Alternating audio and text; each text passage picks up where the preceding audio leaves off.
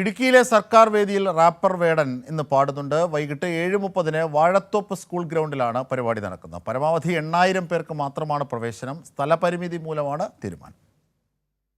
കഴിഞ്ഞ മാസം 29 ഇടുക്കി വാഴത്തോപ്പിലെ ഇതേ വേദിയിൽ വേടൻ്റെ സംഗീത പരിപാടി നിശ്ചയിച്ചിരുന്നുവെങ്കിലും വിവാദങ്ങളെ തുടർന്ന് റദ്ദാക്കുകയായിരുന്നു.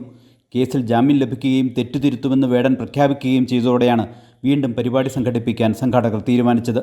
ഇന്ന് വൈകിട്ട് രണ്ടാം പിണറായി സർക്കാരിൻ്റെ 4ാം വാർഷികത്തോടനുബന്ധിച്ച് വാഴത്തോപ്പിൽ സംഘടിപ്പിച്ചിരിക്കുന്ന മേളാവേദിയിൽ വേടൻ വീണ്ടും പാടും. വൈകിട്ട് 7-നാണ് റാപ്പർ വേടൻ എന്ന പേരിൽ പ്രശസ്തനായ ജനപ്രിയ ഗായകൻ ഹിരൺദാസ് മുരളിയുടെ റാപ്പ് പരിപാടി. പുലിപ്പല്ല് കേസിൽ വേടനെതിരായ വനം വകുപ്പിൻ്റെ നടപടികൾ വിമർശനത്തിന് ഇടയാക്കിയിരുന്നു.